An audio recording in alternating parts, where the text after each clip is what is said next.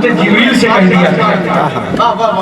जिब्रील आए, मूसा अलैहिस्सलाम कहते हैं जिब्रील जब चाहते हो चले आते हो खुदा का पैगाम लेके। क्या तुम्हारा खुदा सोता नहीं है? जिब्रील बेचैन कि इसका जवाब मैं कहूँ दे सकता हूँ। क्यों? उसकी जात तो वो है, न उसे नींद आती है न उसे ऊंघ आती है, बेमिसाल है। कहा अच्छा इसका जवाब मैं खुदा से लाऊंगा। अल्लाह की बारगाह में अर्ज किया, अल्लाह तेरे करीम ने आज ऐसा सवाल किया। परवरदिगार आलम ने फरमाया जिब्रील इसका जवाब मूसा ही को देना पड़ेगा। जाओ जन्नत से तो शीशे की बोतल ले लो और जाकर मूसा कलीमुल्लाह को दे दो और उनसे कहना जमीन पे ना रखना, हाथी पे रखना और इन दोनों बोतलों की हिफाजत करना। बड़े शौक से मूसा अलैहिस्सलाम ने दोनों बोतलें ली। अल्लाह ने भेजा है, जिब्रील लाए हैं, जन्नत की बोतल है। हिफाजत करते रहे, जमीन पे रख नहीं सकते। रात का कुछ हिस्सा गुजरा, नींद आना शुरू हुई। बोलो अब जैसे नींद आने लगी तो फौरन रुक जाते हैं, संभाल लेते हैं कि बोतल टूटने न पाए। आखिरकार नींद तो जानते हो मौत की बहन है। क्या बात, बोलो ऐसी नींद गालिब हुई कि दोनों बोतलें आपस में टकरा गई, शीशे की थी टूट गई।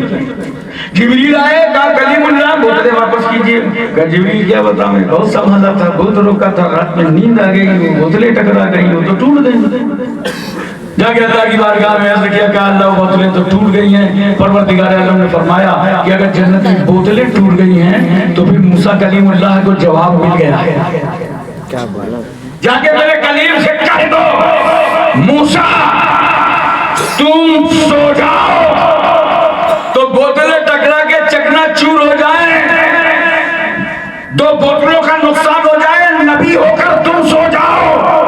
अरे अगर खुदा सो जाए तो कायनात के निजाम का क्या हाल होगा? निजाम कायनात हम बहाम हो जाएगा। और इस पे हुजूर मुहद्दिस अब्दुल हक देलवी कितनी प्यारी बात फरमाते हैं। वो फरमाते हैं अल्लाह इसलिए नहीं सोता कि वो रब्बुल आलमीन है, और मुस्तफा इसलिए नहीं सोते कि वो रहमतुल लिल आलमीन है। हज़रात तवज्जो कीजिए जरा सा और समझने की कोशिश कीजिए। एक बात और बताता हूँ आपको, क्योंकि ये हमारे उलमा बैठे हैं, नींद तो नहीं आ रही?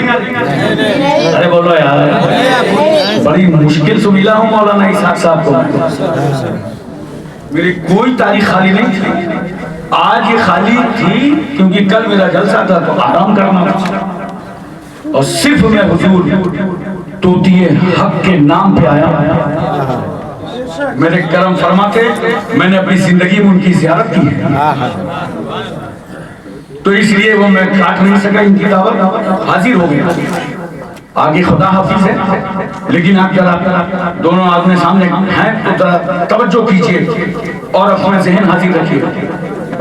1400 साल 1450 साल पहले अल्लाह ताला ने जब महबूब सल्लल्लाहु अलैहि वसल्लम पर कुरान नाज़िल फरमाया, हुफ़ाज़ किराम को आयत याद होगी, इन कुंतुम फी रैबिन मिम्मा नज़्ज़लना अला अब्दिना फातू बिसूरतिन मिन मिस्लिही वदू शुहदाकुम मिन दुनिल्लाह इन कुंतुम सादिक़ीन। तवज्जो है ना? तो ये कहने लगे ये खुदा का कलाम नहीं है, शक करने लगे, तो अल्लाह ताला ने चैलेंज कर दिया। तवज्जो चाहिए। परवरदिगार ने क्या चैलेंज किया? ए मक्के वालों, ए कुरान के मुनकिरों, ए आपके लोगों, कुरान के दुश्मनों, जो मैंने अपने महबूब पर आयत नाज़िल फरमाई है, कुरान नाज़िल फरमाया है, अगर इस पे तुम्हें कोई भी शक व शुबहा है तो ऐसा करो, पूरा कुरान नहीं, कुरान की तरह एक सूरत बना लो, एक छोटी सी सूरत ले आओ। और अल्लाह क्या फरमाता है? जितने मददगार हैं सबको इकट्ठा कर लो, लात मनात हुबुल नाइला असना, घर घर बनाए माबूद रखे हो, इन मददगारों को भी बुला लो और कुरान की एक छोटी सी आयत बना लो।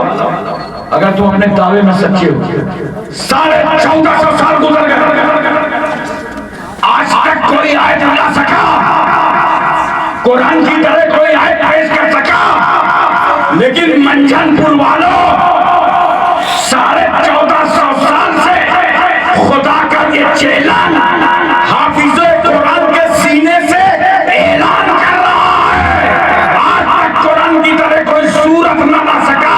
इसका मतलब ये है कि ऐसा कलाम है जो बंदे नहीं बना सकते, वो खुदा का कलाम है, परवरदिगार का कलाम है, और वो ऐसा खुदा जिसका वजूद वाजिब है।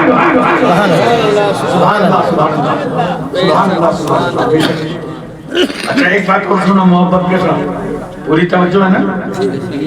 उसमें एक जवाब इस्माइल नबी दे भी नहीं सका, उसका जवाब मैं दे रहा हूं। उसने बीच में क्या कह दिया, नौज़ बिल्लाहि मिन ज़ालिक, कैसे गुमराह किया।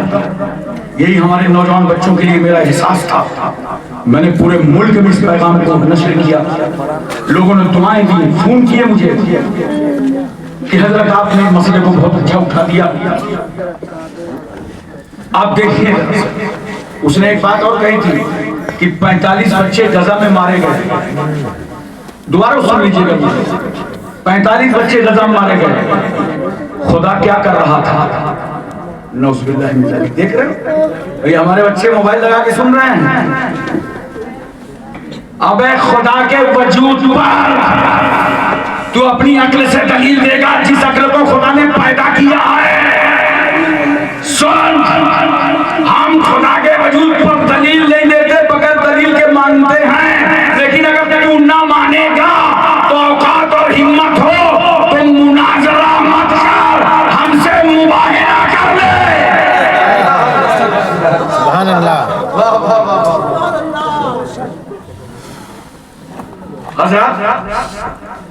45 बच्चे, तवज्जो कीजिएगा, हमें भी बहुत अफसोस है। बराबर हम फलस्तीन के लिए आवाज उठाते हैं, अल्लाह उनके घर वालों को सब्र अता फरमाए। लेकिन बस एक बात मैं ये कहूंगा, परवरदिगार आलम ने ये ईमान अकीदे को संभालो, ताकि आपको कोई गुमराह न कर पाए। कुल अशिया का खालिक खुदा। दुनिया में जितनी चीजें, सबका खालिक कौन है?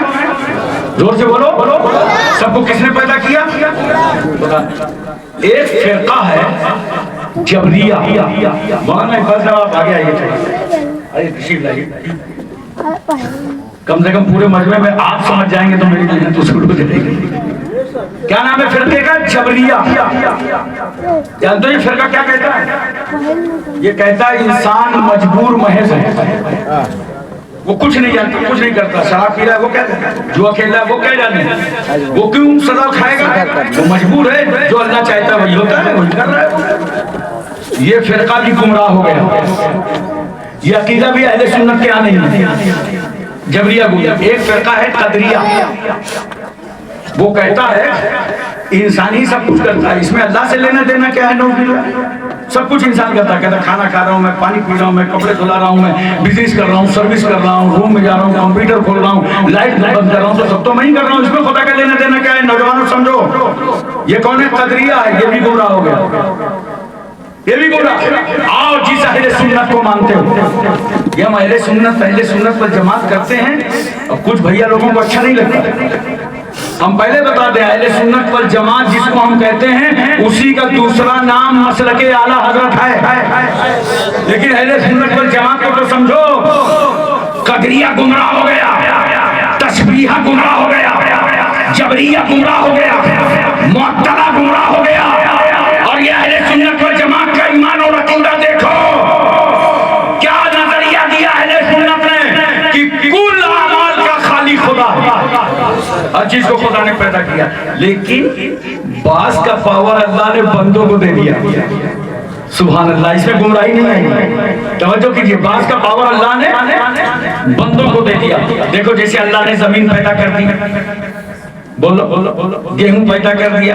अब फिर बंदे क्या कर रहे हैं? गेहूं ले रहे हैं, खेत जोत रहे हैं, पाटा दे रहे हैं, खाद डाल रहे हैं, और गेहूं ला रहे हैं, लाने के बाद डाल रहे हैं, डाल करके जब 2-1 दिन गुजर गए तो एक लकड़ी पे एक लिबास पहना दिया। उसको हम लोग बोलते हैं बिचकौना, ताकि परिंदे भाग जाए, बिछक जाए इसको करके।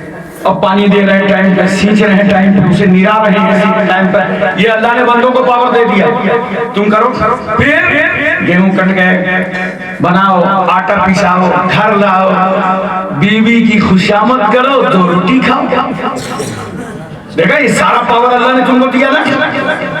अल्लाह ने कपास पैदा किया, जमीन पैदा किया, क्या करते हो? कपास को भूनते हो, कपड़े बनाते हो, दर्जी के यहाँ सिलाते हो, फिर धुलते हो, प्रेस करते हो, पहनते हो। ये अल्लाह ने तुम्हें पावर दे दिया। तो कुल अशिया का खालिक खुदा है। बोलो सुभान अल्लाह।